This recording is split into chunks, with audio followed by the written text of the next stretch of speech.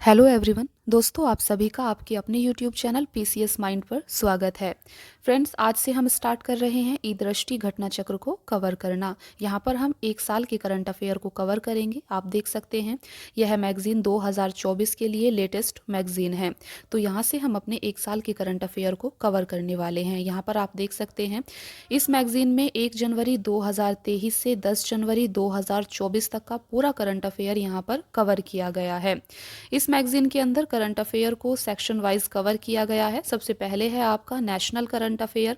तो यहाँ पर आपको नेशनल करंट अफेयर काफ़ी अच्छे से कवर करना है। पूरे एक साल का आपका नेशनल करंट अफेयर यहाँ पर कवर हो जाएगा।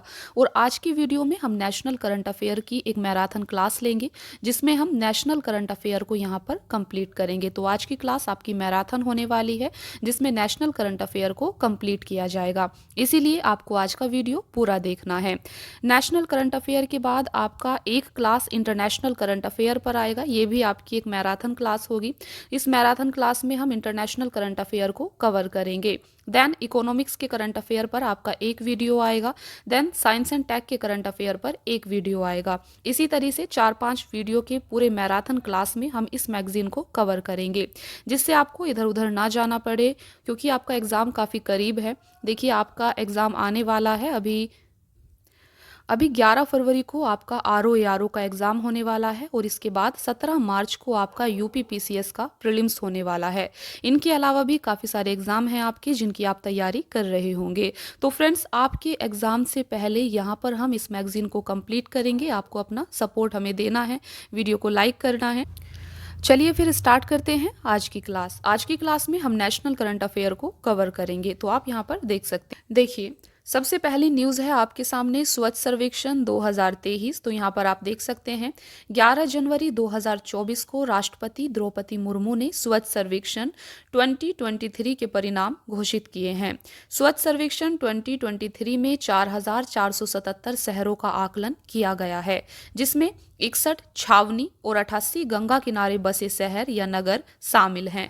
इस प्रकार स्वच्छ सर्वेक्षण का यह 8वां संस्करण विश्व का सबसे बड़ा शहरी स्वच्छता सर्वेक्षण बन गया है। तो यहाँ पर आपको थोड़ी चीज़ों को ध्यान रखना है।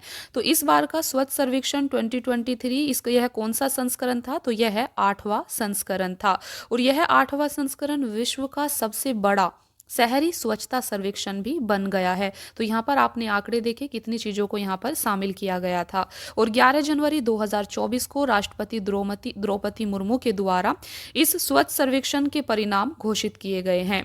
चलिए कुछ पॉइंट्स यहाँ पर देखते हैं जो आपको एग्जाम के पॉइंट ऑफ व्यू से याद रखने हैं। तो कुछ स्मरणीय तथ्य यहाँ पर दिए गए हैं। देखिए, स्वच्छ सर्वेक्षण 2023 में राष्ट्रीय स्तर पर लगातार 7वीं बार इंदौर को भारत का सबसे स्वच्छ शहर घोषित किया गया है। तो आप देख सकते हैं यहाँ पर लगातार 7वीं बार इंदौर भारत का सबसे स्वच्छ शहर घोषित किया गया है। तो इंदौर यहाँ पर टॉप पर है। इंदौर कहाँ पर है? इंदौर आपका मध्य प्रदेश एमपी में पड़ता है। इसके अलावा इस वर्ष इंदौर के साथ साथ सूरत, गुजरात को भी प्रथम रैंक प्रदान की गई है। तो ये चीज़ यहाँ पर आपको ध्यान रखना है कि इंदौर अकेला नहीं है जिसने टॉप 1 रैंक हासिल की है। इंदौर के साथ इस बार गुजरात का सूरत शहर को भी प्रथम रैंक दी गई है। तो ये दोनों ही यहाँ पर प्रथम रैंक इनको मिली है। आप देख सकते हैं ये शहर, और यहाँ पर रैंक दी गई है। इंदौर मध्य प्रदेश की भी यहाँ पर प्रथम रैंक है। इसके अलावा सूरत गुजरात की भी यहाँ पर प्रथम रैंक है। तो ये दोनों ही नंबर 1 पर रहे हैं। शीर्ष 10 शहरों की रैंकिंग यहाँ पर आप देख सकते हैं, और ये शीर्ष 10 शहर वे हैं जिनकी जनसंख्या 1 लाख से अधिक है। तो यहाँ पर आप इन्हें देख सकते हैं। देखिए, टॉप 1 की हमने बात की, तो टॉप 1 कौन है? टॉप 1 आपका इंदौर और सूरत है। इसके अलावा यहाँ पर आप देख सकते हैं तीसरे नंबर पर नवी मुंबई महाराष्ट्र। तो नवी मुंबई यहाँ पर तीसरे नंबर पर रहा है। इसके अलावा चौथे नंबर पर विशाखापत्तनम आंध्र प्रदेश रहा है। 5वें नंबर पर भोपाल मध्य प्रदेश रहा है। तो आपको इन टॉप 5 के नाम याद रखने हैं। चलिए आगे देखते हैं। देखिए, तो यहाँ पर हमने उन शहरों को देखा था जिनकी जनसंख्या 1 लाख से अधिक थी। अभी बात करते हैं उन टॉप 5 शहरों की जिनकी 1 लाख से कम जनसंख्या है। तो इन्हें यहाँ पर देखते हैं। तो 1 लाख से कम जनसंख्या वाले शहरों में टॉप पर रहा है सासवड़ महाराष्ट्र। सासवड़ आपका महाराष्ट्र में है, ये टॉप पर रहा है। दूसरा पाटन एनपी, ये छत्तीसगढ़ में है पाटन आपका, तो ये टॉप पर रहे हैं। तीसरे नंबर पर है आपका लोनावाला महाराष्ट्र और चौथे नंबर पर है कराड़ महाराष्ट्र। पांचवें नंबर पर पंचगनी महाराष्ट्र है। तो ये टॉप 5 हैं।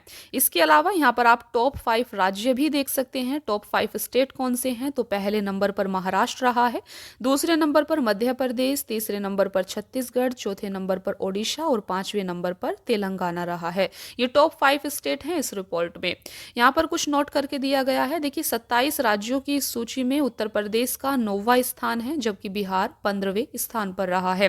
तो यहाँ पर आपको यूपी स्पेशल और बिहार स्पेशल के पॉइंट ऑफ व्यू से ये चीज़ याद रखनी है।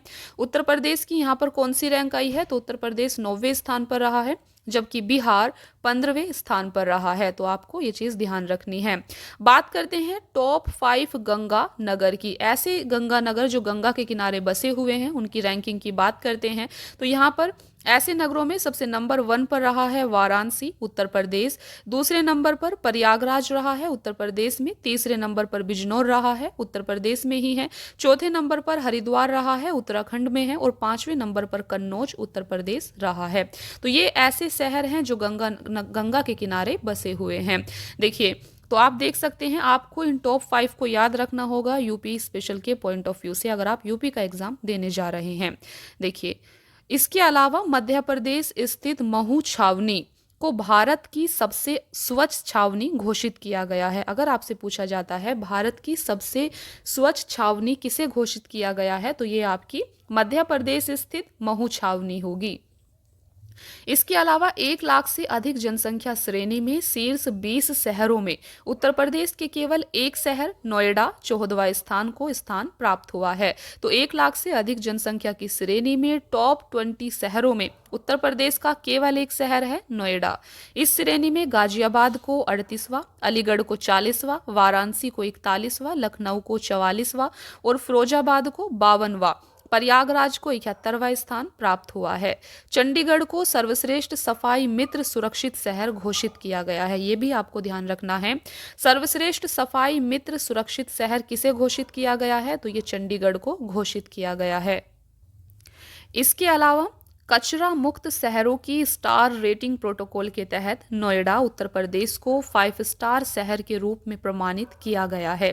स्वच्छ सर्वेक्षण 2023 के पुरस्कार समारोह के दौरान वर्ष 2024 हेतु स्वच्छ भारत मिशन के गीत का भी विमोचन किया गया है। इस गीत का शीर्षक है नया संकल्प है नया प्रकल्प है। तो ये इस गीत का शीर्षक है। इस गीत के गायक कैलाश खेर हैं, इन्हें भी आप ध्यान रखेंगे। तो इस गीत के गायक कैलाश खेर हैं। तो फ्रेंड्स ये थी आपकी सबसे पहली न्यूज स्वच्छ सर्वेक्षण रिपोर्ट 2023। तो इसे हमने काफ़ी अच्छे से यहाँ पर डिस्कस किया है। यहाँ पर जो पॉइंट आपको बताए गए हैं इन्हें आपको एग्जाम के पॉइंट ऑफ व्यू से याद रखना है। चलिए अभी दूसरी न्यूज को यहाँ पर समझते हैं। देखिए दूसरी न्यूज है आपके सामने पीएम जनमन। पीएम जनमन क्या है, इसे आपको यहाँ पर अच्छे से समझना है। देखिए वर्ष 2011 की जनगणना के अनुसार भारत में अनुसूचित जनजाति की आबादी 10.45 करोड़ है। इसमें से 18 राज्यों और केंद्र शासित प्रदेश, अंडमान और निकोबार द्वीप समूह में निवास करने वाले 75 समुदायों को विशेष रूप से संवेदनशील जनजातीय समूहों के रूप में वर्गीकृत किया गया है। तो यहाँ पर आप देख सकते हैं 2011 की जनगणना के अनुसार अनुसूचित जनजाति की आबादी कितनी है, यहाँ पर 10.45 करोड़ है और इसमें से 18 राज्यों और केंद्र शासित प्रदेश अंडमान और निकोबार द्वीप समूह में निवास करने वाले 75 समुदायों को विशेष रूप से संवेदनशील जनजातीय समूहों के रूप में वर्गीकृत किया गया है।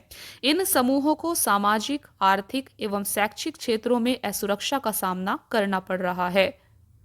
तो फ्रेंड्स सबसे पहला पॉइंट आपको यहाँ पर ये याद रखना है कि पीएम जन मन स्कीम ये किस चीज़ से रिलेटेड है। तो यहाँ पर आपको ये चीज़ याद रखनी है कि पीएम जन मन स्कीम विशेष रूप से संवेदनशील जनजातीय समूहों से रिलेटेड है। ये पॉइंट आप यहाँ पर याद रखेंगे।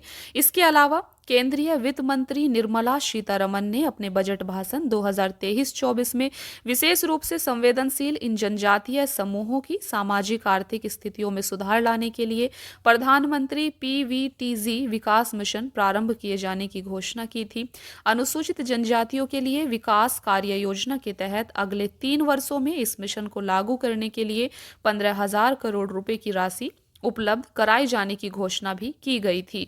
इस मिशन के तहत पीवीजीटी परिवारों को सुरक्षित आवास, स्वच्छ पेयजल एवं स्वच्छता, शिक्षा, स्वास्थ्य एवं पोषण, सड़क तथा दूरसंचार संपर्कता और संधारणीय आजीविका के अवसरों जैसी बुनियादी सुविधाएं उपलब्ध कराई जाएंगी। बात करते हैं कुछ यहाँ पर स्मरणीय तथ्य की, जो आपको एग्जाम के पॉइंट ऑफ व्यू से इन पॉइंट्स को याद रखना है। देखिए, 15 नवंबर 2023 को प्रधानमंत्री नरेंद्र मोदी ने जनजातीय गौरव दिवस के अवसर पर झारखंड के खूंटी जिले से प्रधानमंत्री जनजातीय आदिवासी न्याय महाअभियान पीएम जनमन की फुल फॉर्म क्या है, तो यहाँ पर आपको पीएम जनमन की फुल फॉर्म याद रखनी है। पीएम जनमन की फुल फॉर्म है प्रधानमंत्री जनजातीय आदिवासी न्याय महाअभियान। तो इसकी शुरुआत की, तो आपको याद रखना है पीएम जनमन की शुरुआत प्रधानमंत्री नरेंद्र मोदी ने कब और कहां से की। तो आप देख सकते हैं पीएम जन मन की शुरुआत 15 नवंबर 2023 को झारखंड के खूंटी जिले से की गई है। इसके अलावा पीएम जनमन मिशन का लक्ष्य विशेष रूप से संवेदनशील उन 75 जनजातीय समूहों का विकास करना है जो विभिन्न मंत्रालयों या विभागों की योजनाओं से छूट गए हैं। केंद्रीय मंत्रिमंडल ने इस मिशन के लिए वर्ष 2023-24 से वर्ष 2025-26 तक 24,104 करोड़ रुपए के कुल परिव्यय को मंजूरी प्रदान की है। यह मिशन केंद्रीय जनजातीय कार्य मंत्रालय सहित 9 मंत्रालयों के माध्यम से 11 महत्वपूर्ण क्षेत्रों पर ध्यान केंद्रित करेगा, जिसमें पक्का घर, सड़क कनेक्टिविटी, पाइप से जलापूर्ति आदि विषय शामिल होंगे।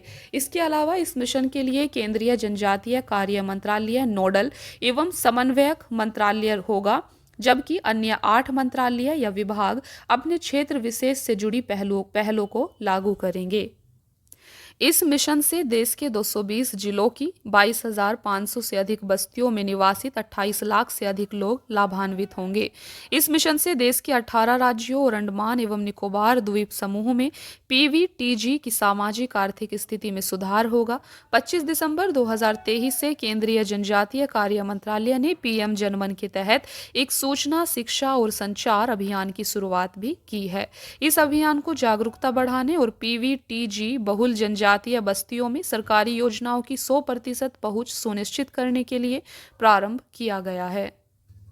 तो फ्रेंड्स, ये थी आपकी पीएम जनमन योजना, जिसे हमने यहाँ पर काफ़ी अच्छे से समझा है। अभी तीसरी न्यूज़ है आपके सामने, नमो ड्रोन दीदी योजना। तो नमो ड्रोन दीदी योजना क्या है, चलिए इसे देखते हैं।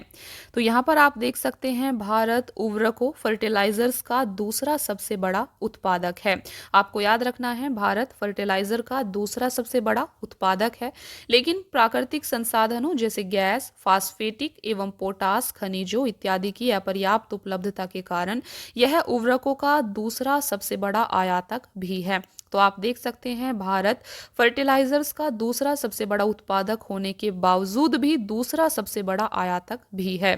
उर्वरकों के आयात पर इस निर्भरता को दूर करने के लिए केंद्र सरकार ने बंद पड़ी कई उर्वरक इकाइयों के पुनरुद्धार के साथ आत्मनिर्भर भारत योजना के तहत नई इकाइयों की स्थापना को भी प्रोत्साहित किया है। इसके अतिरिक्त केंद्र सरकार ने वैकल्पिक उर्वरकों के विकास के लिए स्वदेशी अनुसंधान को भी प्रोत्साहन प्रदान किया है, जिसके परिणाम स्वरूप नवोन्मेषी तरल नैनो उर्वरक का विकास संभव हुआ है। नैनो यूरिया एवं नैनो डीएपी जैसे नए तरल उर्वरकों के विकास ने खेतों में उर्वरकों के छिड़काव की एक कुशल प्रणाली के विकास की आवश्यकता भी उत्पन्न कर दी है। इस परिप्रेक्ष्य में ड्रोन प्रौद्योगिकी महत्वपूर्ण साबित हुई है। किसान ड्रोन के उद्भव से कृषि पद्धतियों में क्रांतिकारी परिवर्तन संभव हुआ है। कृषि ड्रोन के माध्यम से उर्वरकों के छिड़काव की प्रणाली स्वचालित हो गई है, जिससे समय की भी बचत होती है। देखिए, यहाँ पर कुछ पॉइंट आप देख सकते हैं। 29 नवंबर 2023 को केंद्रीय मंत्रिमंडल ने नमो ड्रोन दीदी योजना को मंजूरी प्रदान की है। इस परिप्रेक्ष्य में 30 नवंबर 2023 को प्रधानमंत्री नरेंद्र मोदी ने प्रधानमंत्री महिला किसान ड्रोन केंद्र का शुभारंभ किया है। यह एक केंद्रीय क्षेत्र की योजना है। इस योजना हेतु वर्ष 2024-25 से 2025-26 की अवधि के लिए वित्तीय परिव्यय 1261 करोड़ रुपए निर्धारित है। इस योजना के तहत केंद्र सरकार 15,000 चयनित महिला स्वयं सहायता समूहों को ड्रोन प्रदान करेगी। तो आप देख सकते हैं इस योजना के तहत केंद्र सरकार 15,000 चयनित महिला स्वयं सहायता समूहों को ड्रोन प्रदान करेगी। तो ये चीज़ आपको यहाँ पर याद रखनी है। इन ड्रोनों को किसानों की कृषि उद्देश्यों हेतु किराए पर दिया जा सकेगा। इसके अलावा ड्रोनों का उपयोग किसानों द्वारा खेतों में नैनो उर्वरकों और कीटनाशकों के छिड़काव के लिए किया जा सकेगा। कुल 15,000 ड्रोनों में से प्रथम 500 ड्रोनों को उर्वरक कंपनियों द्वारा उपलब्ध कराया जाएगा, जबकि शेष 14,500 ड्रोन अगले 2 वर्षों में केंद्रीय सहायता के माध्यम से उपलब्ध कराए जाएंगे। एक ड्रोन एवं उसके सहायक उपकरणों की कुल लागत लगभग 10 लाख रुपए होती है।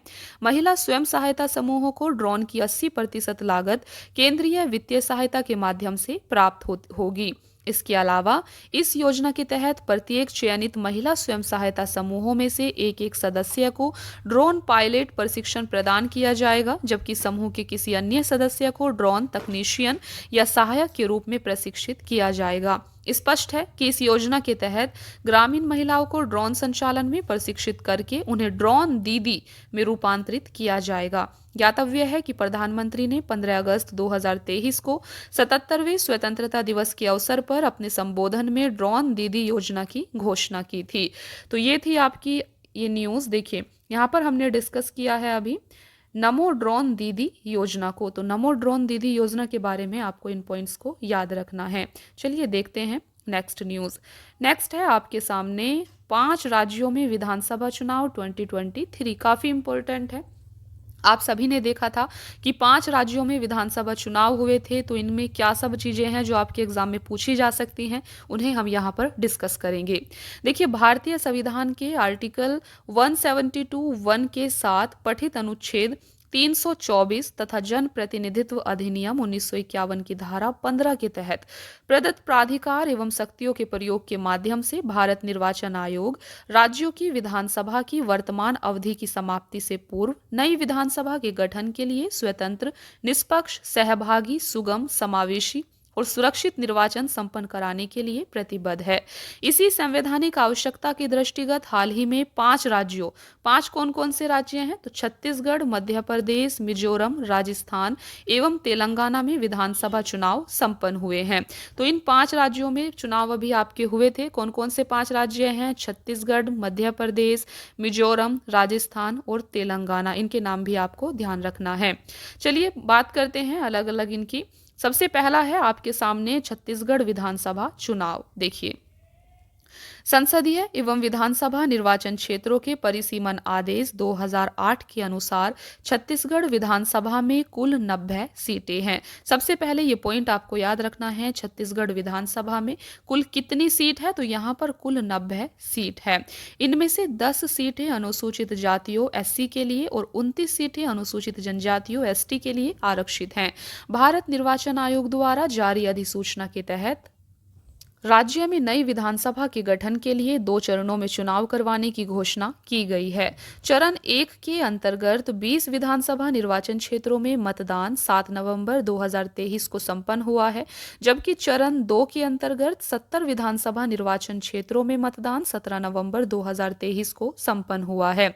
इसके अलावा छत्तीसगढ़ विधानसभा चुनाव 2023 के लिए चुनई चिरई को शुभंकर घोषित किया गया था। छत्तीसगढ़ विधानसभा चुनाव 2023 में कुल 76.31% मतदान दर्ज किया गया है।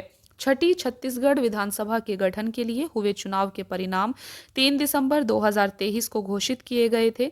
परिणामों के अनुसार सत्तारूढ़ भारतीय राष्ट्रीय कांग्रेस को पराजित कर भारतीय जनता पार्टी ने राज्य में बहुमत हासिल किया है। तो आप देख सकते हैं छत्तीसगढ़ राज्य में किसको बहुमत मिला है? बीजेपी भारतीय जनता पार्टी को। वर्ष 2023 के चुनावों में छत्तीसगढ़ विधानसभा में कुल 19 महिलाएं निर्वाचित घोषित की गई हैं। इसके अलावा महिला विधायकों की यह संख्या छत्तीसगढ़ विधानसभा के गठन के बाद से सर्वाधिक है।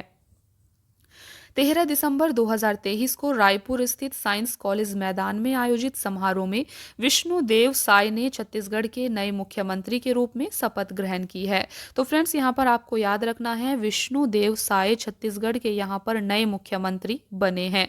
तो छत्तीसगढ़ के नए मुख्यमंत्री का नाम आपको जरूर याद रखना है, विष्णुदेव साय। ये व्यक्ति के रूप में छत्तीसगढ़ के चौथे मुख्यमंत्री हैं। विष्णुदेव साय छत्तीसगढ़ के पहले आदिवासी मुख्यमंत्री भी हैं। तो ये चीज आपको ध्यान रखना है कि विष्णुदेव साय छत्तीसगढ़ के पहले आदिवासी मुख्यमंत्री हैं। विष्णुदेव साय वर्ष 2023 के चुनाव में कुनकुरी विधानसभा क्षेत्र से विधायक के रूप में निर्वाचित हुए हैं। अरुण साव और विजय शर्मा को उप मुख्यमंत्री यहां पर नियुक्त किया गया है। छत्तीसगढ़ के पूर्व मुख्यमंत्री रमन सिंह को विधानसभा अध्यक्ष नियुक्त किया गया है। तो इन पॉइंट्स को आपको छत्तीसगढ़ विधानसभा चुनाव से याद रखना है। यहाँ पर आप छत्तीसगढ़ विधानसभा चुनाव 2023 को एक नज़र में देख सकते हैं। देखिए यहाँ पर कुल 90 सीटें थी, जिसमें टॉप पर कौन है, किसने बहुमत हासिल किया है, तो भारतीय जनता पार्टी ने यहाँ पर बहुमत हासिल किया है। टोटल यहाँ पर आप देख सकते हैं 54 सीटें बीजेपी को मिली हैं। आप देख सकते हैं भारतीय राष्ट्रीय कांग्रेस को 35 सीटें मिली हैं, तो इन्हें आपको थोड़ा ध्यान रखना है। चलिए देखते हैं नेक्स्ट है आपका मध्य प्रदेश। यहाँ पर हम मध्य प्रदेश विधानसभा चुनाव की बात करेंगे। देखिए मध्य प्रदेश विधानसभा चुनाव संसदीय एवं विधानसभा निर्वाचन क्षेत्रों के परिसीमन आदेश 2008 के अनुसार मध्य प्रदेश विधानसभा में कुल 230 सीटें हैं। तो मध्य प्रदेश विधानसभा में कितनी सीट है ये आपको याद रखना है। कुल यहाँ पर 230 सीटें हैं मध्य प्रदेश विधानसभा में। इनमें से 35 सीटें अनुसूचित जातियों के लिए, 47 सीटें अनुसूचित जनजातियों के लिए आरक्षित हैं। भारत निर्वाचन आयोग द्वारा जारी अधिसूचना के तहत राज्य में नई विधानसभा के गठन के लिए एक चरण में चुनाव कराने की घोषणा की गई है। राज्य में मतदान 17 नवंबर 2023 को संपन्न हुआ है। इसके अलावा मध्य प्रदेश विधानसभा चुनाव 2023 में कुल 77.15% मतदान दर्ज किया गया है। 16वीं मध्य प्रदेश विधानसभा के गठन के लिए हुए चुनाव के परिणाम 3 दिसंबर 2023 को घोषित किए गए हैं। परिणामों के अनुसार राज्य में सत्तारूढ़ भारतीय जनता पार्टी ने 70% से अधिक सीटें जीतकर बहुमत प्राप्त किया है। तो यहाँ पर भी भारतीय जनता पार्टी को बहुमत मिला है। वर्ष 2023 के चुनावों में राज्य में 27 महिला विधायक निर्वाचित घोषित की गई हैं। इसके अलावा 13 दिसंबर 2023 को भोपाल में मोहन यादव ने मध्य प्रदेश के नए मुख्यमंत्री के रूप में शपथ ग्रहण की है। तो मध्य प्रदेश के नए मुख्यमंत्री कौन बने हैं, मोहन यादव। इनका नाम आपको जरूर याद रखना है। इसके अलावा मोहन यादव वर्ष 2023 के विधानसभा चुनाव में उज्जैन दक्षिण विधानसभा क्षेत्र से विधायक के रूप में निर्वाचित हुए हैं, जबकि जगदीश देवड़ा और राजेंद्र शुक्ला उप मुख्यमंत्री बने हैं। इसके अलावा नरेंद्र सिंह तोमर को विधानसभा अध्यक्ष नियुक्त किया गया है। तो ये थे आपका मध्य प्रदेश का विधानसभा चुनाव। यहाँ पर आप देख सकते हैं मध्य प्रदेश विधानसभा चुनाव 2023 कुल 230 सीटें हैं। सबसे ज़्यादा बहुमत में यहाँ पर भारतीय जनता पार्टी रही है, तो भारतीय जनता पार्टी को बहुमत मिला है। 163 सीटें यहाँ पर इन्हें मिली हैं। भारतीय राष्ट्रीय कांग्रेस को यहाँ पर 66 सीटें प्राप्त हुई हैं, तो ये आपको ध्यान रखना है। चलिए अभी देखते हैं तीसरे राज्य मिजोरम के बारे में। तो मिजोरम विधानसभा चुनाव को यहाँ पर देखते हैं। देखिए मिजोरम विधानसभा चुनाव में टोटल कितनी सीट है, टोटल यहाँ पर 40 सीट हैं। इस पॉइंट को आपको जरूर याद रखना है। टोटल विधानसभा सीट यहाँ पर 40 है। इनमें से 39 सीटें अनुसूचित जनजातियों के लिए आरक्षित हैं। भारत निर्वाचन आयोग द्वारा जारी अधिसूचना के तहत राज्य में नई विधानसभा के गठन के लिए एक चरण में चुनाव करवाने की घोषणा की गई। इसके अलावा राज्य में मतदान 7 नवंबर 2023 को संपन्न हुआ। मिजोरम विधानसभा चुनाव 2023 में कुल 80.66% मतदान दर्ज किया गया है। 9वीं मिजोरम विधानसभा के गठन के लिए हुए चुनाव के परिणाम 4 दिसंबर 2023 को घोषित किए गए। परिणामों के अनुसार 27 सीटें जीतकर जोरम पीपुल्स मूवमेंट पार्टी ने बहुमत प्राप्त कर लिया है। तो मिजोरम में कौन सी पार्टी ने बहुमत हासिल किया है, यह है आपकी जोरम पीपुल्स मूवमेंट पार्टी। इसने यहाँ पर बहुमत हासिल किया है। वर्ष 2023 के चुनावों में इस दल ने पहली बार एक मान्यता प्राप्त राजनीतिक दल के रूप में भाग लिया था। ज्ञातव्य है कि वर्ष 2019 में जोरम पीपुल्स मूवमेंट पार्टी को एक क्षेत्रीय दल के रूप में मान्यता प्राप्त हुई थी। 9वीं मिजोरम विधानसभा के गठन के लिए हुए चुनाव में कुल 3 महिलाएं निर्वाचित हुई हैं।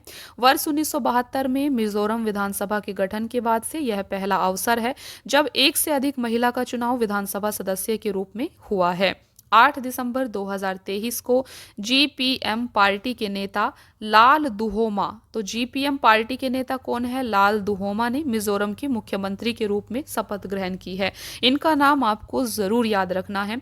मिजोरम के नए मुख्यमंत्री कौन बने हैं, तो मिजोरम के नए मुख्यमंत्री जीपीएम पार्टी के नेता हैं लाल दुहोमा। ये मिजोरम के नए मुख्यमंत्री बने हैं। पिछले लगभग 40 वर्षों में यह प्रथम अवसर है जब मिजो नेशनल फ्रंट और भारतीय राष्ट्रीय कांग्रेस के अतिरिक्त किसी अन्य पार्टी के नेता ने मिजोरम के मुख्यमंत्री के रूप में शपथ ली है। इसके अलावा लाल रिनपुई मिजोरम की पहली महिला कैबिनेट मंत्री और राज्य के इतिहास में मंत्री का पद ग्रहण करने वाली तीसरी महिला बनी हैं लाल रिनपुई। तो इनका नाम भी ध्यान रखेंगे। थोड़ा सा यहाँ पर लाल दुहोमा के बारे में समझते हैं। देखिए, लाल दुहोमा पूर्व आईपीएस अधिकारी लाल दुहोमा मिजोरम के छठे मुख्यमंत्री बने हैं। वर्ष 2023 के विधानसभा चुनाव में ये शेर छिप विधानसभा क्षेत्र से निर्वाचित हुए हैं। आईपीएस अधिकारी के रूप में ये भूतपूर्व प्रधानमंत्री इंदिरा गांधी की सुरक्षा में तैनात रह चुके हैं। वर्ष 1984 में ये भारतीय राष्ट्रीय कांग्रेस के प्रत्याशी के तौर पर मिजोरम से लोकसभा सदस्य के रूप में चुने गए थे। वर्ष 1988 में दल बदल विरोधी कानून के तहत अयोग्य घोषित होने वाले ये पहले लोकसभा सांसद थे। तो दोस्तों, ये था आपका मिजोरम विधानसभा चुनाव। अभी मिजोरम के बाद राजस्थान विधानसभा चुनाव की बात करते हैं। देखिए, राजस्थान विधानसभा चुनाव, तो राजस्थान विधानसभा में कुल 200 सीटें हैं। ये पॉइंट आपको ध्यान रखना है। इनमें से 34 सीटें अनुसूचित जातियों के लिए तथा 25 सीटें अनुसूचित जनजातियों के लिए आरक्षित हैं। इसके अलावा भारत निर्वाचन आयोग द्वारा जारी अधिसूचना के तहत राज्य में नई विधानसभा के गठन के लिए एक चरण में चुनाव करवाने की घोषणा की गई है। राज्य में मतदान 25 नवंबर 2023 को संपन्न हुआ। राजस्थान विधानसभा चुनाव 2023 में कुल 74.62% मतदान दर्ज किया गया है। 16वीं राजस्थान विधानसभा के गठन के लिए हुए चुनाव के परिणाम 3 दिसंबर 2023 को 3 दिसंबर 2023 को घोषित किए गए हैं। उल्लेखनीय है कि राजस्थान में कुल 200 सीटों में से 199 विधानसभा सीटों के लिए ही चुनाव आयोजित किए गए थे। राजस्थान के श्रीगंगानगर जिले स्थित करनपुर विधानसभा निर्वाचन क्षेत्र से भारतीय राष्ट्रीय कांग्रेस के उम्मीदवार गुरमीत सिंह कुनूर के निधन के कारण इस निर्वाचन क्षेत्र का चुनाव स्थगित कर दिया गया था। 8 जनवरी 2024 को करनपुर विधानसभा क्षेत्र में हुए उपचुनाव का परिणाम घोषित किया गया है। इस सीट पर रुपिंदर सिंह कुनर विजयी घोषित हुए हैं, जो कि भारतीय राष्ट्रीय कांग्रेस से हैं। घोषित परिणामों के अनुसार राजस्थान में सत्तारूढ़ भारतीय राष्ट्रीय कांग्रेस को पराजित कर भारतीय जनता पार्टी ने बहुमत प्राप्त कर लिया है। राजस्थान विधानसभा चुनाव 2023 में कुल 20 महिलाएं निर्वाचित घोषित की गई हैं। 15 दिसंबर 2023 को भजनलाल शर्मा ने राजस्थान के नए मुख्यमंत्री के रूप में शपथ ग्रहण की है। तो राजस्थान के नए मुख्यमंत्री कौन बने हैं? ये बने हैं आपके भजनलाल शर्मा। भजनलाल शर्मा वर्ष 2023 के विधानसभा चुनाव में सांगानेर विधानसभा क्षेत्र से विधायक निर्वाचित हुए हैं। यह प्रथम अवसर है जब श्री शर्मा विधायक के रूप में निर्वाचित हुए हैं। इसके अलावा दिया कुमारी एवं प्रेमचंद बैरवा ने उप मुख्यमंत्री का पद ग्रहण किया है। वासुदेव देवनानी को राजस्थान विधानसभा का अध्यक्ष नियुक्त किया गया है। तो यहाँ पर आप राजस्थान विधानसभा चुनाव परिणाम देख सकते हैं। कुल 200 सीटें हैं, जिसमें से भारतीय जनता पार्टी को 115 सीटें प्राप्त हुई हैं। भारतीय राष्ट्रीय कांग्रेस को यहाँ पर 70 सीटें प्राप्त हुई हैं। 5वां राज्य है आपका तेलंगाना। तेलंगाना विधानसभा चुनाव की चलिए बात करते हैं। तो देख सकते हैं तेलंगाना विधानसभा में कुल 119 सीटें हैं। इनमें से 19 सीटें अनुसूचित जातियों के लिए, 12 सीटें अनुसूचित जनजातियों के लिए आरक्षित हैं। भारत निर्वाचन आयोग द्वारा जारी अधिसूचना के तहत राज्य में नई विधानसभा के गठन के लिए एक चरण में चुनाव करवाने की घोषणा की गई है। राज्य में मतदान 30 नवंबर 2023 को संपन्न हुआ। तेलंगाना विधानसभा चुनाव 2023 में कुल 71.34% मतदान दर्ज किया गया है। तीसरी तेलंगाना विधानसभा के गठन के लिए हुए चुनाव के परिणाम 3 दिसंबर 2023 को घोषित किए गए। परिणामों के अनुसार तेलंगाना के गठन के बाद से राज्य में सत्तारूढ़ भारतीय राष्ट्र समिति पार्टी को पराजित कर भारतीय राष्ट्रीय कांग्रेस ने राज्य में बहुमत प्राप्त कर लिया है। भारतीय राष्ट्रीय कांग्रेस ने राज्य में कुल 119 सीटों में से 64 सीटों पर विजय प्राप्त की है। वर्ष 2023 के चुनाव में राज्य में लगभग 8% महिला विधायक निर्वाचित हुई हैं, कुल 10। 7 दिसंबर 2023 को भारतीय राष्ट्रीय कांग्रेस के अनुमुला रेवंत रेड्डी ने तेलंगाना के नए मुख्यमंत्री के रूप में शपथ ग्रहण की है। तो आप देख सकते हैं तेलंगाना के नए मुख्यमंत्री कौन बने हैं। तो ये भारतीय राष्ट्रीय कांग्रेस के रेवंत रेड्डी तेलंगाना के नए मुख्यमंत्री बने हैं। इसके अलावा आप देख सकते हैं अनुमुला रेवंत रेड्डी तेलंगाना के दूसरे मुख्यमंत्री हैं। वर्ष 2023 के चुनाव में वे तेलंगाना के कोडंगल विधानसभा क्षेत्र से निर्वाचित हुए हैं, जबकि मल्लू भट्टी विक्रमार्क तेलंगाना के उप मुख्यमंत्री बने हैं। तो फ्रेंड्स, ये थे आपके विधानसभा चुनाव। तो टोटल 5 राज्यों में यहाँ पर 2023 में विधानसभा चुनाव हुए थे, जिन्हें हमने काफ़ी अच्छे से देखा है। यहाँ पर आपको 2-3 पॉइंट हैं जो आपको काफ़ी अच्छे से यहाँ पर ध्यान रखने हैं एग्जाम के पॉइंट ऑफ व्यू से। पहला, इन 5 राज्यों के कौन मुख्यमंत्री बने हैं, नहीं, इनका नाम आप याद रखेंगे। दूसरा, आपको याद रखना है इन 5 राज्यों में विधानसभा सीटों की संख्या कितनी है, तो ये चीज़ भी आपको थोड़ा ध्यान देना है। चलिए अभी देखते हैं नेक्स्ट न्यूज़। नेक्स्ट है आपके सामने अनुच्छेद 370 पर सर्वोच्च न्यायालय का ऐतिहासिक निर्णय। तो आपको पता है कि आर्टिकल 370 पर अभी सुप्रीम कोर्ट का डिसीजन आया है। तो सुप्रीम कोर्ट ने क्या डिसीजन लिया है, चलिए इसे अच्छे से समझते हैं।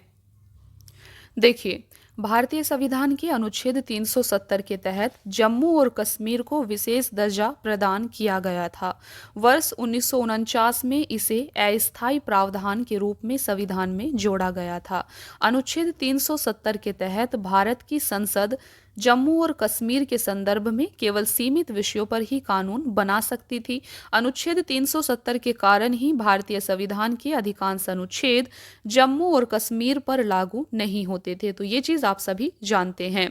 अनुच्छेद 35A अनुच्छेद 370 से ही उपजा है। यह वर्ष 1954 में जम्मू और कश्मीर संविधान सभा की सिफारिश पर राष्ट्रपति के आदेश के माध्यम से आया था। यह अनुच्छेद जम्मू और कश्मीर की विधायिका को स्थानीय निवासियों को परिभाषित करने का अधिकार देता था। इस अनुच्छेद के ही अंतर्गत स्थायी नागरिकों को जमीन खरीदने, कारोबार करने, नौकरी आदि के बारे में विशेष प्रावधान किए गए थे। अगस्त 2019 में भारतीय संसद ने अनुच्छेद 370 एवं अनुच्छेद 35A के तहत जम्मू और कश्मीर को प्रदत्त विशेष दर्जे की समाप्ति को मंजूरी प्रदान की थी। तो अगस्त 2019 में आप सभी को पता है अनुच्छेद 370 और अनुच्छेद 35A को समाप्त कर दिया गया है। अनुच्छेद 370 एवं अनुच्छेद 35A को निरस्त किए जाने के बाद 31 अक्टूबर 2019 से जम्मू और कश्मीर एवं लद्दाख को 2 पृथक केंद्र शासित प्रदेशों के रूप में पुनर्गठित कर दिया गया है। तो आपको पता है इस डिसीजन के बाद 31 अक्टूबर 2019 से जम्मू और कश्मीर और लद्दाख ये 2 अलग अलग केंद्र शासित प्रदेशों के रूप में पुनर्गठित हुए हैं।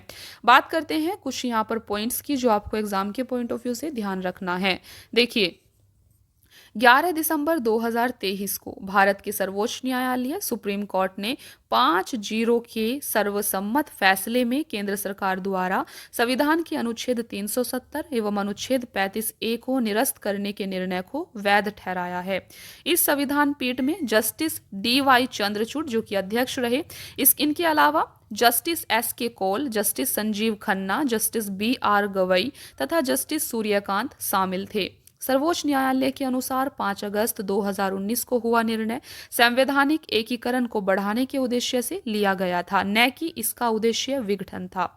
सुप्रीम कोर्ट ने यह भी धारित किया है कि अनुच्छेद 370 एक अस्थायी उपबंध था। यह अनुच्छेद एक संक्रमणकालीन उद्देश्य की पूर्ति के लिए भारतीय संविधान में शामिल किया गया था। सुप्रीम कोर्ट ने अनुच्छेद 370 को हटाने को वैध ठहराते हुए यह कहा है कि जम्मू और कश्मीर की संविधान सभा की अनुपस्थिति में राष्ट्रपति जम्मू और कश्मीर के संदर्भ में आदेश जारी कर सकता है। सुप्रीम कोर्ट ने इस तथ्य को स्वीकार किया है कि 5 अगस्त 2019 को तत्कालीन राष्ट्रपति को अनुच्छेद 370 को निरस्त करने का पूरा अधिकार था। सुप्रीम कोर्ट ने इस तथ्य को भी स्वीकार किया है कि अनुच्छेद 370 के तहत दी गई शक्तियों का प्रयोग करते हुए ही राष्ट्रपति एक तरफा अधिसूचना जारी कर सकते हैं। इस हेतु संसद के दोनों सदनों से साधारण बहुमत से अनुमोदन की आवश्यकता होती है। सर्वोच्च न्यायालय ने इस तथ्य को भी सही ठहराया है कि जब अनुच्छेद 370 निरस्त हो चुका है तो अब जम्मू और कश्मीर के संविधान का कोई अस्तित्व नहीं है। न्यायालय ने केंद्र सरकार को जम्मू और कश्मीर के राज्य के दर्जे को बहाल करने और वर्ष 2024 तक विधानसभा चुनाव कराने का निर्देश भी दिया है। चलिए बात करते हैं जम्मू और कश्मीर पुनर्गठन संशोधन विधेयक 2023 एवं जम्मू और कश्मीर आरक्षण संशोधन विधेयक 2023। तो यहाँ पर आप देख सकते हैं 11 दिसंबर 2023 को भारत की संसद ने जम्मू और कश्मीर पुनर्गठन संशोधन विधेयक 2023 एवं जम्मू और कश्मीर आरक्षण संशोधन विधेयक 2023 पारित किया है। जम्मू और कश्मीर आरक्षण संशोधन विधेयक 2023, चलिए इसे सबसे पहले समझते हैं। देखिए, इस विधेयक का उद्देश्य जम्मू और कश्मीर आरक्षण अधिनियम 2004 की धारा 2 में संशोधन करना है। विदित हो कि जम्मू और कश्मीर आरक्षण विधेयक 2004 अनुसूचित जाति और जनजाति तथा अन्य सामाजिक एवं शैक्षणिक रूप से पिछड़े वर्ग के सदस्यों के लिए नौकरियों तथा व्यावसायिक संस्थानों में प्रवेश में आरक्षण का प्रावधान करता है। पारित विधेयक में जम्मू और कश्मीर आरक्षण अधिनियम 2004 में वर्णित कमजोर और वंचित वर्ग शब्द को अन्य पिछड़ा वर्ग शब्द से प्रतिस्थापित करने का प्रावधान किया गया है। दूसरा है जम्मू और कश्मीर पुनर्गठन संशोधन विधेयक 2023। पारित विधेयक वर्ष 2019 के पुनर्गठन अधिनियम में संशोधन प्रस्तावित करता है और इस संशोधन के अंतर्गत कश्मीर प्रवासियों में से अधिकतम 2 सदस्यों को विधानसभा में नामित करने का प्रावधान है, जिसमें एक महिला सदस्य होंगी। इसके अतिरिक्त उपराज्यपाल द्वारा विधानसभा में एक सदस्य पाकिस्तान के कब्जे वाले कश्मीर पीओके से विस्थापित व्यक्तियों में से नामित किया जा सकता है। इस विधेयक में जम्मू और कश्मीर विधानसभा में सीटों की कुल संख्या 107 से बढ़ाकर 114 करने का प्रस्ताव भी किया गया है। इन सदस्यों में 7 सीटें अनुसूचित जाति और 9 सीटें अनुसूचित जनजाति के लिए आरक्षित होगी। जम्मू और कश्मीर की विधानसभा की वास्तविक सीटें 83 से बढ़ाकर 90 करने का प्रावधान भी किया गया है। इनमें से 43 सीटें जम्मू में, 47 सीटें कश्मीर में होंगी। पाकिस्तान के कब्जे वाले कश्मीर के लिए 24 सीटें आरक्षित की गई हैं।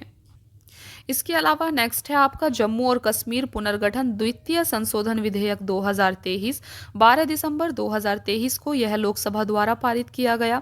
18 दिसंबर 2023 को यह राज्यसभा के द्वारा भी पारित किया गया। इस विधेयक के माध्यम से जम्मू और कश्मीर पुनर्गठन अधिनियम 2019 में संशोधन प्रस्तावित है। इस विधेयक के अनुसार जहां तक संभव हो सके जम्मू और कश्मीर विधानसभा में सभी निर्वाचित सीटों में से महिलाओं के लिए 1/3 सीटें आरक्षित करने का प्रावधान किया गया है। यह आरक्षण विधानसभा में अनुसूचित जातियों एवं अनुसूचित जनजातियों के लिए आरक्षित सीटों पर भी लागू होगा। इस विधेयक के प्रावधान विधेयक के कानून बनने के बाद संचालित होने वाली जनगणना के बाद प्रभावी होंगे। नेक्स्ट न्यूज है आपके सामने मेरा युवा भारत। मेरा युवा भारत ये क्या है, चलिए इसे अच्छे से समझते हैं। देखिए, 15 अगस्त 2022 को भारत की स्वतंत्रता की 75वीं वर्षगांठ मनाई गई थी। स्वतंत्रता की 75वीं वर्षगांठ से लेकर 100वीं वर्षगांठ तक की 25 वर्षीय अवधि को अमृत काल की संज्ञा दी गई है। इस निर्णायक पड़ाव पर भारत के युवाओं को देश का भविष्य रचने में महत्वपूर्ण भूमिका निभानी है, क्योंकि देश वर्ष 2047 तक अमृत भारत का निर्माण करने की एक परिवर्तनकारी विकास यात्रा पर आगे बढ़ रहा है। विजन 2047 को साकार करने के लिए एक ऐसे फ्रेमवर्क की आवश्यकता होगी जो ग्रामीण युवाओं, शहरी युवाओं और ग्रामीण शहरी युवाओं को एकल मंच पर ला सके। इसी परिप्रेक्ष्य में केंद्र सरकार ने एक नई स्वायत्त शासी निकाय नामतः मेरा युवा भारत के रूप में एक व्यापक सक्षम तंत्र की स्थापना का निर्णय लिया है। तो देख सकते हैं इसी उद्देश्य के लिए मेरा युवा भारत को शुरू किया गया है। बात करते हैं कुछ स्मरणीय तथ्य, कुछ इंपॉर्टेंट पॉइंट्स की। 31 अक्टूबर 2023 को राष्ट्रीय एकता दिवस के अवसर पर प्रधानमंत्री नरेंद्र मोदी ने नई दिल्ली स्थित कर्तव्य पथ पर देश के युवाओं के लिए मेरा युवा भारत मंच का शुभारंभ किया है। मेरा युवा भारत युवा कार्यक्रम एवं खेल मंत्रालय भारत सरकार द्वारा स्थापित एक स्वायत्त निकाय है। यह युवा विकास और युवा नेतृत्व वाले विकास के लिए प्रौद्योगिकी द्वारा संचालित एक व्यापक संस्थागत तंत्र प्रदान करता है। मेरा युवा भारत को देश के युवाओं के लिए एक ही स्थान पर एक संपूर्ण सरकारी मंच के रूप में सेवा प्रदान करने के लिए स्थापित किया गया है। इस मंच के माध्यम से युवा अपनी आकांक्षाओं को साकार कर सकेंगे और विकसित भारत के निर्माण में योगदान दे सकेंगे। इसके अलावा मेरा युवा भारत मंच राष्ट्रीय युवा नीति में दी गई युवा की परिभाषा के अनुरूप 15 से 29 वर्ष आयु वर्ग के युवाओं को लाभान्वित करेगा, लेकिन विशेष रूप से किशोरों के लिए बनाए गए इस कार्यक्रम के घटकों के मामले में लाभार्थी 10 से 19 वर्ष आयु वर्ग के होंगे। मेरा युवा भारत एक फिजिकल मंच है। फिजिटल का तात्पर्य फिजिकल प्लस डिजिटल से है, जिसमें भौतिक गतिविधियों के साथ ही साथ डिजिटल रूप से जुड़ने का अवसर भी शामिल है। यह युवाओं को मात्र निष्क्रिय प्राप्तकर्ता की जंग है, विकास का सक्रिय संचालक बनाने में मदद करेगा। तो फ्रेंड्स, ये था आपका मेरा युवा भारत। नेक्स्ट है आजादी के अमृत महोत्सव का समापन। चलिए इसे देखते हैं। आजादी के अमृत महोत्सव का समापन ये क्या है। देखिए, आजादी का अमृत महोत्सव भारत की स्वतंत्रता के 75 वर्ष पूरे होने का उत्सव मनाने और यहाँ के लोगों, संस्कृति और उपलब्धियों के गौरवशाली इतिहास को याद करने के लिए भारत सरकार द्वारा संचालित एक पहल थी। जन भागीदारी की भावना से इस महोत्सव को जन उत्सव के रूप में मनाया गया। आजादी का अमृत महोत्सव के दौरान ही प्रतिवर्ष 15 नवंबर को जनजातीय गौरव दिवस के रूप में मनाने की घोषणा की गई है। तो 15 नवंबर को क्या मनाया जाता है, ये पॉइंट याद रखना है, जनजातीय गौरव दिवस।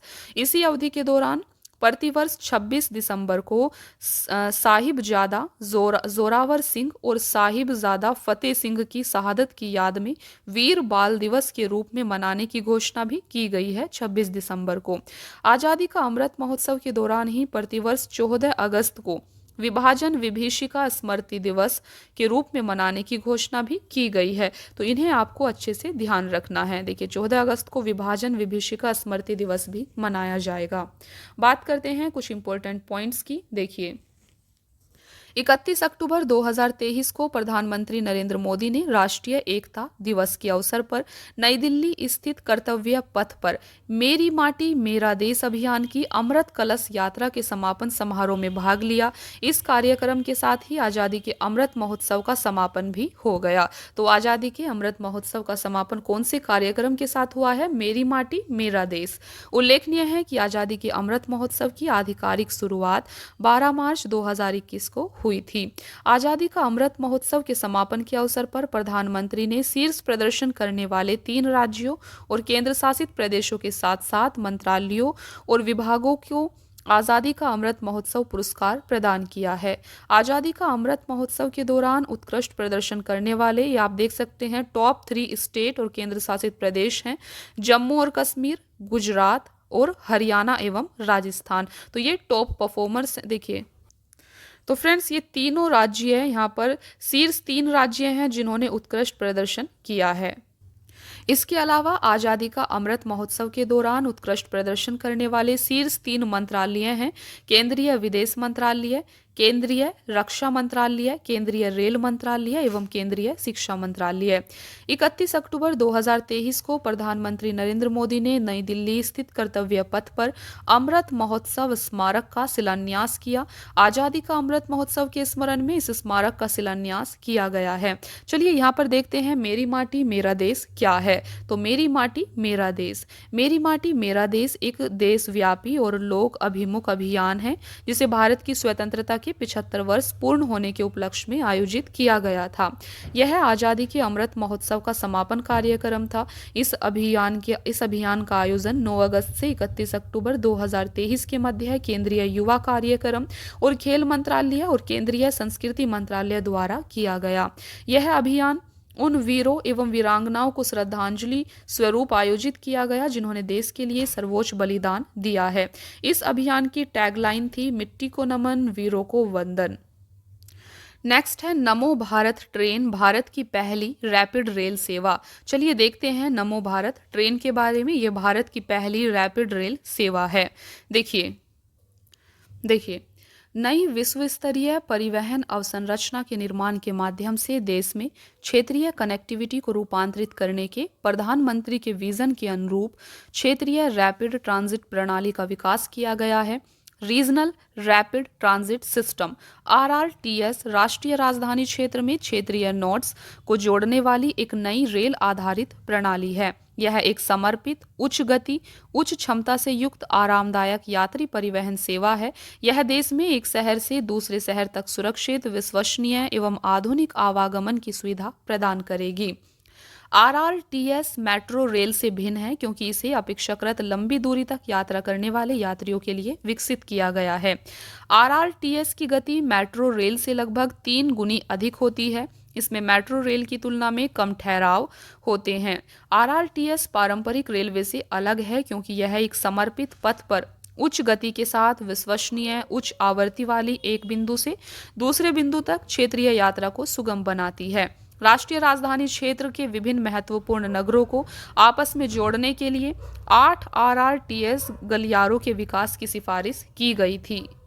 तो यहाँ पर आप देख सकते हैं ये 8 आरआरटीएस गलियारे निम्न हैं। दिल्ली गाजियाबाद मेरठ, दिल्ली गुरुग्राम एसएनबी अलवर, दिल्ली पानीपत, दिल्ली फरीदाबाद बल्लभगढ़ पलवल और गाजियाबाद खुर्जा, दिल्ली बहादुरगढ़ रोहतक, गाजियाबाद हापुड़ और दिल्ली सहादरा बड़ौद। तो ये थे आपके 8 आरआरटीएस गलियारे। बात करते हैं कुछ पॉइंट्स की। देखिए 20 अक्टूबर 2023 को प्रधानमंत्री नरेंद्र मोदी ने उत्तर प्रदेश के गाजियाबाद स्थित साहिबाबाद रैपिड एक्स स्टेशन पर दिल्ली गाजियाबाद मेरठ गलियारे के प्राथमिकता वाले खंड का उद्घाटन किया। इसके साथ ही उन्होंने भारत की पहली रैपिड रेल सेवा नमो भारत ट्रेन को राष्ट्र को समर्पित किया है। साहिबाबाद से दुहाई डिपो को जोड़ने वाली नमो भारत रैपिड एक्स ट्रेन को हरी झंडी दिखाकर रवाना किया गया। इसी के साथ भारत में क्षेत्रीय त्वरित परिवहन प्रणाली का शुभारंभ हो गया है। उल्लेखनीय है कि दिल्ली गाजियाबाद मेरठ आरआरटीएस गलियारे की कुल लंबाई 82.15 किलोमीटर है। भारत की पहली क्षेत्रीय रैपिड ट्रांजिट प्रणाली की डिजाइन गति 180 किलोमीटर प्रति घंटा है। इस गति के साथ दिल्ली से मेरठ तक की दूरी 1 घंटे से भी कम समय में तय की जा सकती है। आरआरटीएस की संचालन गति 160 किलोमीटर प्रति घंटा, जबकि औसत गति 100 किलोमीटर प्रति घंटा होगी। तो ये थी आपकी नमो भारत ट्रेन, भारत की पहली रैपिड रेल सेवा। नेक्स्ट है गांगे डॉल्फिन। गांगे डॉल्फिन उत्तर प्रदेश का जलीय जीव इसे घोषित किया गया है। चलिए इसे समझते हैं। देखिए गांगे डॉल्फिन का वैज्ञानिक नाम प्लेटनिस्टा गैंगेटिका है। उल्लेखनीय है कि गांगे डॉल्फिन विश्व में मीठे पानी में पाई जाने वाली 4 डॉल्फिन प्रजातियों में से एक है। इसके अतिरिक्त शेष 3 मीठे पानी की डॉल्फिनों में यांगत्से नदी चीन में पाई जाने वाली बैजी डॉल्फिन, सिंधु नदी में पाई जाने वाली भुलन डॉल्फिन और अमेजन नदी लैटिन अमेरिका में पाई जाने वाली बोटो डॉल्फिन के नाम उल्लेखनीय हैं। ज्ञातव्य है कि वर्ष 2006 में चीन की नदी डॉल्फिन को विलुप्त घोषित कर दिया गया था। उल्लेखनीय है कि डॉल्फिन प्राय समुद्री जल में ही पाई जाती हैं, लेकिन उपयुक्त वर्णित चारों प्रजातियां ऐसी हैं जो केवल नदियों एवं झीलों में पाई जाती हैं। गंगा नदी डॉल्फिन को प्राय टाइगर ऑफ द गंगा के नाम से भी जाना जाता है। गंगा नदी डॉल्फिन केवल मीठे पानी में ही रह सकती है। खास बात यह है कि ये स्तनधारी अंधे होते हैं, लेकिन अपनी उत्कृष्ट इकोलोकेशन देखिए ध्वनि उत्सर्जित करना और परावर्तित ध्वनि को सुनकर वस्तुओं या शिकार को पता लगाना क्षमताओं के कारण उत्कृष्ट शिकारी भी होते हैं। स्पष्ट है कि ये जीव अल्ट्रासोनिक ध्वनि तरंगों को उत्सर्जित करने के माध्यम से शिकार करते हैं। बात करते हैं कुछ पॉइंट्स की। अक्टूबर 2023 में उत्तर प्रदेश सरकार के वन विभाग द्वारा गांगे डॉल्फिन को प्रदेश के जलीय जीव के रूप में मान्यता देने की घोषणा की गई है। उल्लेखनीय है कि इसके पूर्व केंद्र सरकार ने मई 2010 में गंगा नदी डॉल्फिन को राष्ट्रीय जलीय जीव के रूप में अधिसूचित किया था। वर्ष 2008 में गंगा नदी डॉल्फिन को असम सरकार द्वारा राज्य का जलीय पशु घोषित किया गया था, जबकि वर्ष 2019 में पंजाब द्वारा सिंधु नदी की डॉल्फिन को राज्य का जलीय पशु घोषित किया गया था। ज्ञातव्य है कि उत्तर प्रदेश की राज्य मछली चितला है, तो इसे भी आप ध्यान रखेंगे। उत्तर प्रदेश की राज्य मछली चितला है, जबकि देसी मांगूर बिहार की राज्य मछली है। IUCN की लाल सूची में गंगा नदी डॉल्फिन को संकटग्रस्त की श्रेणी में वर्गीकृत किया गया है। गंगा नदी डॉल्फिन को वन्यजीव संरक्षण अधिनियम 1972 की अनुसूची 1 में सूचीबद्ध किया गया है, जिसके तहत इन्हें सुरक्षा का उच्चतम स्तर प्राप्त हुआ है। इन्हें साइट्स के परिशिष्ट वन में सूचीबद्ध किया गया है। बात करते हैं घोल मछली की। देखिए घोल मछली गुजरात की राज्य मछली अभी से घोषित किया गया है। आप देख सकते हैं 21 नवंबर 2023 को विश्व मत्स्य की दिवस के अवसर पर घोल मछली को गुजरात की राज्य मछली के रूप में घोषित किया गया है। घोल मछली का वैज्ञानिक नाम प्रोटोनीबिया डाइकैंथस है। यह भारत में पाई जाने वाली सबसे बड़ी मछलियों में से एक है। सुनहरे भूरे रंग वाली यह मछली गुजरात के अलावा महाराष्ट्र के समुद्री क्षेत्रों में पाई जाती है। इसे गोल्ड फिश भी कहा जाता है। गुजरात सरकार ने घोल मछली को उसके आर्थिक मूल्य और विशिष्टता के कारण राज्य मछली का दर्जा दिया है। इसके अलावा गंगा नदी के किनारे गंगा नदी डॉल्फिन के महत्वपूर्ण आवासों को संरक्षित क्षेत्र के रूपों में अधिसूचित किया गया है, जैसे विक्रमशिला डॉल्फिन अभयारण्य बिहार। उल्लेखनीय है कि विक्रमशिला गंगा डॉल्फिन अभयारण्य बिहार के भागलपुर जिले में स्थित है। भारत में प्रतिवर्ष 5 अक्टूबर को राष्ट्रीय डॉल्फिन दिवस के रूप में मनाया जाता है। 15 अगस्त 2020 को स्वतंत्रता दिवस के अवसर पर प्रधानमंत्री नरेंद्र मोदी ने नदी और समुद्री दोनों डॉल्फिनों के संरक्षण को बढ़ावा देने के लिए प्रोजेक्ट डॉल्फिन की घोषणा की थी। नेक्स्ट है आयुर्वेद ज्ञान नैपुण्य पहल। चलिए समझते हैं आयुर्वेद ज्ञान नैपुण्य पहल क्या है। देखिए, भारत में 5 लाख से अधिक पंजीकृत आयुर्वेद चिकित्सक हैं जो मुख्य रूप से आयुर्वेदिक फॉर्मूलरी और भारत की भेषज संहिता में प्रलेखित आयुर्वेद फॉर्मुलेशन के आधार पर चिकित्सा करते हैं। हाल ही में आयुर्वेद चिकित्सा के माध्यम से कई नए गंभीर एवं दीर्घकालिक दोनों प्रकार के रोगों का सफलतापूर्वक इलाज किया गया है, जिसका आयुर्वेद के शास्त्रीय ग्रंथों में वर्णन नहीं है। आयुर्वेद चिकित्सा में इस नवाचार का जनता के लाभ हेतु बड़े पैमाने पर प्रयोग किए जाने की आवश्यकता है। देखिए, यहाँ पर आप देख सकते हैं नवंबर 2023 में केंद्रीय आयुर्वेदीय विज्ञान अनुसंधान परिषद नई दिल्ली ने आयुर्वेद ज्ञान नैपुण्य पहल को लॉन्च किया है। इस पहल को आयुर्वेद के क्षेत्र में संलग्न चिकित्सकों के लिए लॉन्च किया गया है। इसके तहत चिकित्सकों द्वारा आयुर्वेद के क्षेत्र में नवाचार को बढ़ावा दिया जाएगा। अग्नि नामक इस पहल के उद्देश्य निम्नवत है। दोस्तों, आपको ये चीज़ ध्यान रखनी है, इस पहल को अग्नि के नाम से भी जाना जा रहा है। तो अग्नि इसकी शॉर्ट फॉर्म है अग्नि की ही फुल फॉर्म है आयुर्वेद ज्ञान नैपुण्य पहल। तो आपको कंफ्यूज नहीं होना है। अगर आपसे अग्नि पूछा जाए तो आपको ध्यान रखना है अग्नि की ही फुल फॉर्म आयुर्वेद ज्ञान नैपुण्य इनिशिएटिव है। ठीक है। यह पहल आयुर्वेद चिकित्सकों को अपने नवाचारी अभ्यासों, प्रथाओं और रोगों से जुड़ी विभिन्न स्थितियों में उनके अनुभवों की जानकारी को साझा करने का एक मंच प्रदान करेगी। यह पहल आयुर्वेद चिकित्सकों के बीच साक्ष्य आधारित आयुर्वेद चिकित्सा की जानकारी देने की संस्कृति को बढ़ावा देगी। तो ये थी आपकी आयुर्वेद ज्ञान नैपुण्य पहल, जिसे अग्नि भी कहा जाता है। ये चीज़ भी आपको ध्यान रखनी है। अग्नि की फुल फॉर्म क्या है? तो अभी हमने अग्नि की फुल फॉर्म देखी है, आयुर्वेद ज्ञान नैपुण्य इनिशिएटिव। चलिए देखते हैं नेक्स्ट न्यूज़। नेक्स्ट है आपके सामने भारतीय भेषज संहिता आयोग PDG का सदस्य। देखिए क्या है ये, चलिए इसे समझते हैं। भारतीय भेषज संहिता IP को केंद्रीय स्वास्थ्य एवं परिवार कल्याण मंत्रालय की ओर से भारतीय भेषज संहिता आयोग द्वारा प्रकाशित किया जाता है। भारतीय भेषज संहिता को भारत में निर्मित या विपणन की जाने वाली दवाओं के मानकों की आधिकारिक पुस्तक के रूप में मान्यता प्राप्त है।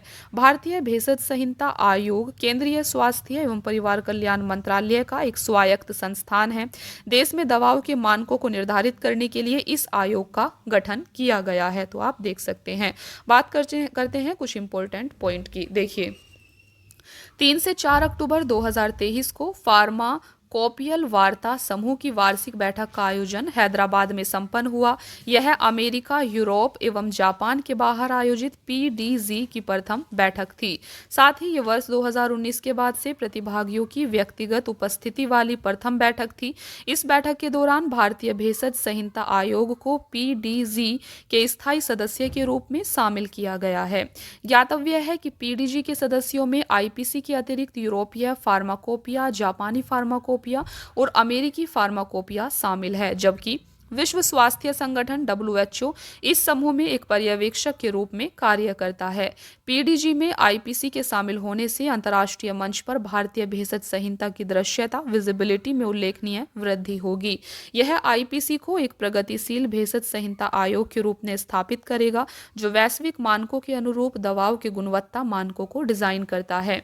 इन मानकों के अनुप्रयोग से घरेलू एवं वैश्विक बाजारों के लिए विश्व स्तरीय फार्मास्यूटिकल उत्पाद तैयार हो सकेंगे। तो ये थी आपकी ये न्यूज़। नेक्स्ट है आपका, देखिए काफ़ी इंपॉर्टेंट है, नेक्स्ट आपका समक्का सरक्का केंद्रीय जनजातीय विश्वविद्यालय। ये काफ़ी इंपॉर्टेंट है, इसे आपको काफ़ी अच्छे से यहाँ पर समझना है। देखिए, समक्का सरक्का जठारा कुंभ मेला के बाद भारत का दूसरा सबसे बड़ा मेला है। इसे समक्का सरलम्मा जठारा या मेदाराम जठारा के नाम से भी जाना जाता है। यह एशिया का सबसे बड़ा जनजातीय मेला है। सबसे पहले तो आपको ये पॉइंट याद रखना है। इस मेले का आयोजन तेलंगाना के दूसरे सबसे बड़े जनजातीय समुदाय कोया जनजाति द्वारा किया जाता है। कोया जनजाति कहाँ की है, ये आप पॉइंट याद रखेंगे, ये तेलंगाना की है। यह एक द्विवार्षिक मेला है जो तेलंगाना के मुलुगु जिले के तड़वाई मंडल स्थित मेदाराम गांव में आयोजित किया जाता है। यह मेला देवी समक्का, देखिए देवी समक्का एवं सरलम्मा सरक्का के सम्मान में आयोजित किया जाता है। यह मेला समक्का एवं सरलम्मा के नेतृत्व में हुए जनजातीय विद्रोह की याद में मनाया जाता है। ज्ञातव्य है कि माँ बेटी की इस जोड़ी ने 12वीं शताब्दी में काकतीय शासकों द्वारा सूखे की स्थिति के दौरान जनजातीय लोगों पर कर लगाए जाने के विरोध में विद्रोह किया था। समक्का सरक्का जठारा को तेलंगाना सरकार द्वारा राज्य उत्सव घोषित किया गया है। इस पॉइंट को आपको ध्यान रखना है। तेलंगाना सरकार के द्वारा समक्का सरक्का जठारा को राज्य उत्सव के रूप में भी घोषित किया गया है। बात करते हैं कुछ इंपॉर्टेंट पॉइंट्स की, तो यहाँ पर आप देख सकते हैं 4 अक्टूबर 2023 को प्रधानमंत्री नरेंद्र मोदी की अध्यक्षता में केंद्रीय मंत्रिमंडल ने केंद्रीय विश्वविद्यालय संशोधन विधेयक 2023 को संसद में प्रस्तुत करने की स्वीकृति प्रदान की। इस विधेयक का उद्देश्य केंद्रीय विश्वविद्यालय अधिनियम 2009 में संशोधन करना है। देखिए, यह संशोधन समक्का सरक्का केंद्रीय जनजातीय विश्वविद्यालय की स्थापना के उद्देश्य से किया जाएगा। यह विश्वविद्यालय तेलंगाना के मुलुगु जिले में स्थापित किया जाएगा। ये पॉइंट आपको ध्यान देना है कि समक्का सरक्का केंद्रीय जनजातीय विश्वविद्यालय की स्थापना कहाँ पर की जा रही है, तो इसकी स्थापना तेलंगाना के मुलुगु जिले में की जाएगी। ज्ञातव्य है कि 7 दिसंबर 2023 को लोकसभा द्वारा एवं 13 दिसंबर 2023 को राज्यसभा द्वारा केंद्रीय विश्वविद्यालय संशोधन विधेयक 2023 को पारित कर दिया गया है। नेक्स्ट है आपका travel for life. Travel for life क्या है, चलिए इसे समझते हैं। देखिए, मिशन लाइफ भारत के नेतृत्व वाला एक वैश्विक जन आंदोलन है। इसका उद्देश्य पर्यावरण की रक्षा एवं संरक्षण के लिए व्यक्तिगत एवं सामुदायिक कार्यवाही को प्रेरित करना है। उल्लेखनीय है कि लाइफ शब्द का तात्पर्य पर्यावरण के लिए जीवन शैली से है। तो लाइफ की फुल फॉर्म क्या है, life style for environment. Mission life को सर्वप्रथम प्रधानमंत्री नरेंद्र मोदी ने 1 नवंबर 2021 को ग्लासगो यूनाइटेड किंगडम में आयोजित UNFCCC के पक्षकारों के सम्मेलन के 26वें सत्र COP26 में प्रस्तावित किया था। 20 अक्टूबर 2022 को प्रधानमंत्री नरेंद्र मोदी ने एकता नगर गुजरात स्थित स्टैच्यू ऑफ यूनिटी से मिशन लाइफ के औपचारिक शुभारंभ की घोषणा की थी। इन पॉइंट्स को आपको ध्यान देना है। इसके तहत वर्ष 2028 तक भारत में न्यूनतम 80% गांवों एवं स्थानीय शहरी निकायों को पर्यावरण अनुकूल बनाने का लक्ष्य निर्धारित किया गया है। भारत लाइफ को अपने राष्ट्रीय स्तर पर निर्धारित योगदानों में शामिल करने वाला पहला देश है। बात करते हैं कुछ इंपॉर्टेंट पॉइंट्स की। देखिए, 27 दिसंबर 2023 को पर्यटन मंत्रालय भारत सरकार ने विश्व पर्यटन दिवस 2023 के अवसर पर भारत मंडपम नई दिल्ली में ट्रैवल फॉर लाइफ कार्यक्रम को वैश्विक रूप से लॉन्च किया है। इस कार्यक्रम को केंद्रीय पर्यावरण वन एवं जलवायु परिवर्तन मंत्रालय, संयुक्त राष्ट्र विश्व पर्यटन संगठन और संयुक्त राष्ट्र पर्यावरण कार्यक्रम UNEP की भागीदारी में प्रारंभ किया गया है। Travel for life mission life के अंतर्गत पर्यटन क्षेत्र के लिए एक क्षेत्रीय कार्यक्रम है। इस कार्यक्रम का लक्ष्य सतत पर्यटन के लिए राष्ट्रीय रणनीति के साथ अभिसरण में देश में स्थायी पर्यटन को बढ़ावा देना है। ट्रैवल फॉर लाइफ के अंतर्गत चिन्हित किए गए 8 केंद्रीय विषय निम्नलिखित हैं। सबसे पहला है ऊर्जा की बचत, सेव एनर्जी। दूसरा है जल की बचत, सेव वाटर। तीसरा है एकल प्रयोग प्लास्टिक का बहिष्कार करना, चौथा है अपशिष्ट को कम करना, पांचवा है स्थानीय व्यवसायों और समुदायों का सशक्तिकरण करना, छठा है स्थानीय संस्कृति एवं धरोहर का सम्मान करना, सातवां है स्थानीय खाद्य पदार्थों का सेवन करना और नेक्स्ट है प्राकृतिक धरोहर का संरक्षण करना। तो ये 8 है यहाँ पर जिन्हें यहाँ पर शामिल किया गया है। ट्रैवल फॉर लाइफ कार्यक्रम को 2 अलग अलग क्षेत्रों के लिए प्रारंभ किया गया है। पहला स्वच्छता के लिए ट्रैवल फॉर लाइफ, दूसरा ग्रामीण पर्यटन के लिए ट्रैवल फॉर लाइफ। स्वच्छता के लिए ट्रैवल फॉर लाइफ एक राष्ट्रव्यापी स्वच्छता अभियान है जिसे देश के 108 पर्यटन स्थलों पर संचालित करने की योजना बनाई गई है। बात करते हैं सर्वश्रेष्ठ पर्यटन ग्राम प्रतियोगिता की। देखिए, केंद्रीय पर्यटन मंत्रालय द्वारा संचालित सर्वश्रेष्ठ पर्यटन ग्राम प्रतियोगिता का उद्देश्य ऐसे गांव को सम्मानित करना है जो ग्रामीण पर्यटन स्थल का सबसे अच्छा उदाहरण प्रस्तुत करता है। 27 सितंबर 2023 को विश्व पर्यटन दिवस के अवसर पर सर्वश्रेष्ठ पर्यटन ग्राम पुरस्कारों की घोषणा की गई। पर्यटन के माध्यम से गांवों की सांस्कृतिक विरासत के संरक्षण और सतत विकास को बढ़ावा देने के लिए यह पुरस्कार प्रदान किया गया। इसके तहत कुल 35 गांवों को पुरस्कृत किया गया है। इनमें से 5 गांवों को स्वर्ण, 10 गांवों को रजत और 20 गांवों को कांस्य यानी ब्रॉन्ज श्रेणी में पुरस्कृत किया गया है। बात करते हैं स्वर्ण श्रेणी में पुरस्कृत ग्राम की। टॉप पर है आपका, देख सकते हैं, दावर गांव, बांदीपोरा जिला का, जम्मू और कश्मीर राज्य।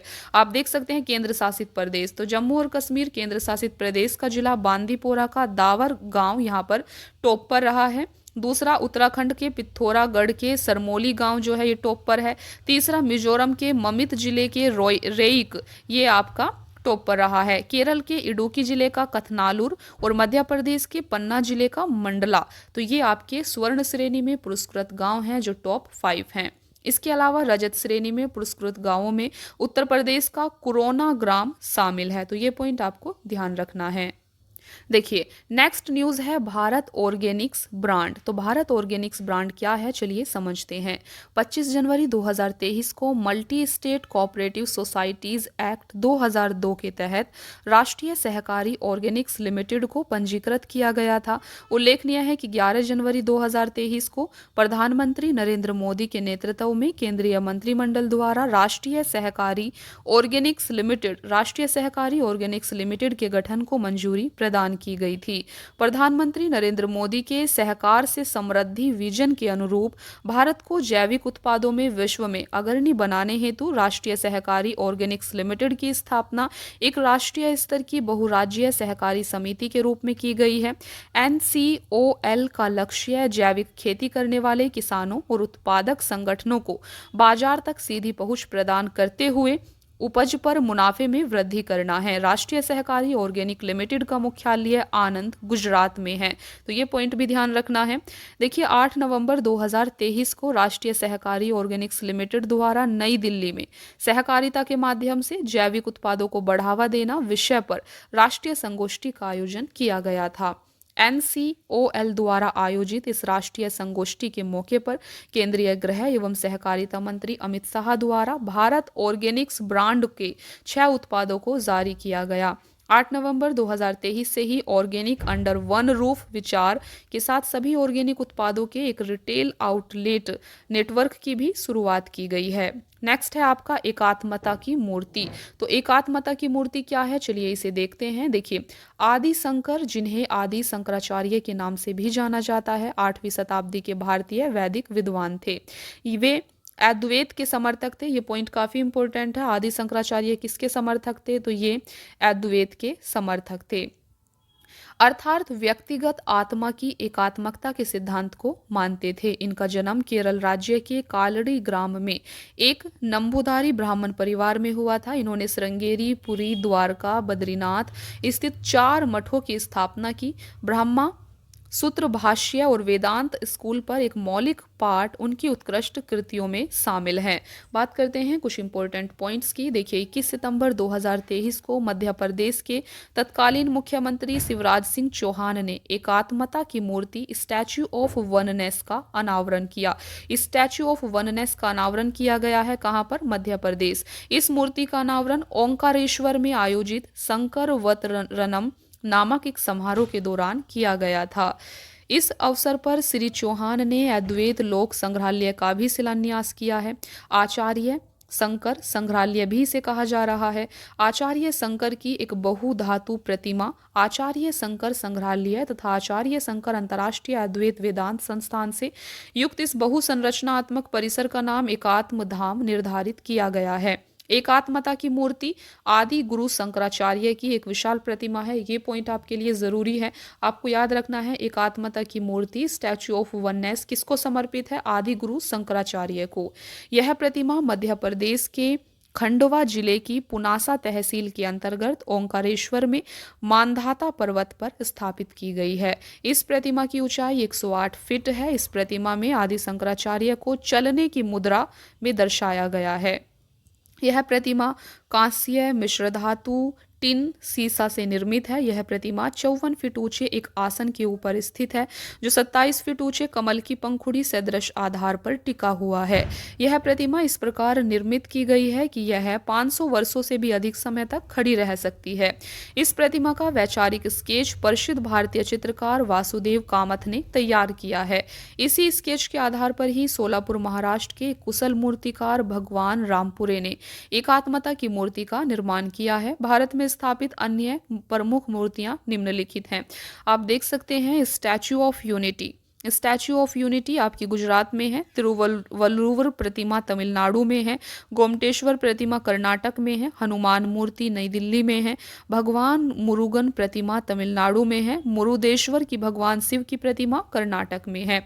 इसके अलावा बात करते हैं स्टैच्यू ऑफ इक्वालिटी की। ये भी काफ़ी इंपॉर्टेंट है। देखिए 14 अक्टूबर 2023 को मैरीलैंड अमेरिका में बी.आर. अंबेडकर की 19 फीट ऊंची प्रतिमा का अनावरण किया गया। तो स्टैच्यू ऑफ इक्वालिटी किसको समर्पित है? बी.आर. अंबेडकर को। इस प्रतिमा को स्टैच्यू ऑफ इक्वालिटी नाम दिया गया है। यह भारत से बाहर स्थित बी.आर. अंबेडकर की सबसे ऊंची प्रतिमा है। यह प्रतिमा हैदराबाद स्थित डॉक्टर अंबेडकर की विश्व की सबसे ऊंची प्रतिमा की प्रतिकृति है। इस प्रतिमा के शिल्पकार राम वी सुतार हैं। ज्ञातव्य है कि श्री सुतार ने गुजरात स्थित विश्व की सबसे ऊंची प्रतिमा स्टैच्यू ऑफ यूनिटी को भी डिजाइन किया था। Statue of unity Sardar Vallabh भाई पटेल की प्रतिमा है।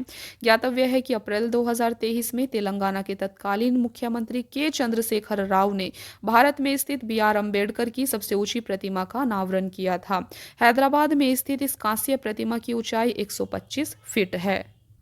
तो फ्रेंड्स ये थी आपकी स्टैच्यू ऑफ इक्वालिटी जिसे आपको ध्यान रखना है। नेक्स्ट है आपका नारी शक्ति वंदन अधिनियम। काफ़ी इंपॉर्टेंट है ये भी। देखिए अभी आपका नेशनल करंट अफेयर का क्लास अभी बचा हुआ है। इसका पार्ट 2 जल्द ही आएगा। पार्ट 2 भी एक मैराथन क्लास होगी जिसमें नेशनल करंट अफेयर को कंप्लीट कर दिया जाएगा। तो आज या कल में आपका नेशनल करंट अफेयर का पार्ट 2 भी आ जाएगा। जल्दी से हम जितना जल्दी हो सकता है इस सीरीज़ को कंप्लीट करेंगे। इस मैगजीन को पूरा कवर किया जाएगा आपके एग्जाम से पहले। आपको अपना सपोर्ट देना है। देखिए तो नारी शक्ति वंदन अधिनियम को हम नेक्स्ट क्लास में कवर करेंगे। आई होप कि आपको आज की क्लास पसंद आई होगी फ्रेंड्स। तो आज की क्लास में इतना ही, मिलते हैं फिर नेक्स्ट क्लास में। Thank you so much friends for watching the class. Keep watching, please like share and subscribe. Thank you.